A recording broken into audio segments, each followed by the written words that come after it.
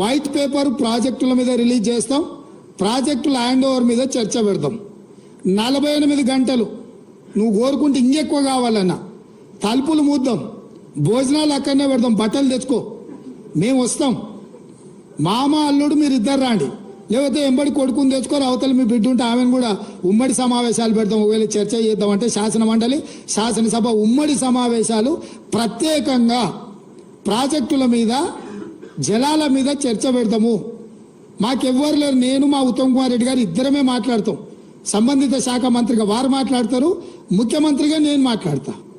చంద్రశేఖరరావు, హరీష్ రావు, తారక రామారావు, కవితారావు నలుగురు మీరు ఒకరి తర్వాత ఒకరు అలసిపోకుంటే ఎంతసేపు అయినా మాట్లాడదాం, చర్చ చేద్దాం. నీకు చిత్తశుద్ధి ఉంటే, నీకు నిజాయితీ ఉంటే ఈ చర్చలకు రాకుండా ముఖం చాటేయకు చంద్రశేఖరరావు.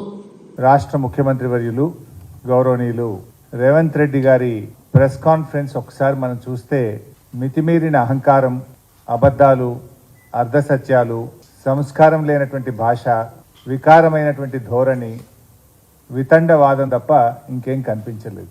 నిన్న టీవీల్లో చూసినటువంటి మేధావులు, విజ్ఞులు, తెలంగాణ ప్రజలు ఈయన మాట్లాడే భాష, ముఖ్యమంత్రి గారి యొక్క ధోరణి చూసి ఒక రాష్ట్ర ముఖ్యమంత్రి ఈ రకంగా మాట్లాడతారా అని చెప్పి అసహించుకున్నటువంటి పరిస్థితి ఉన్నది.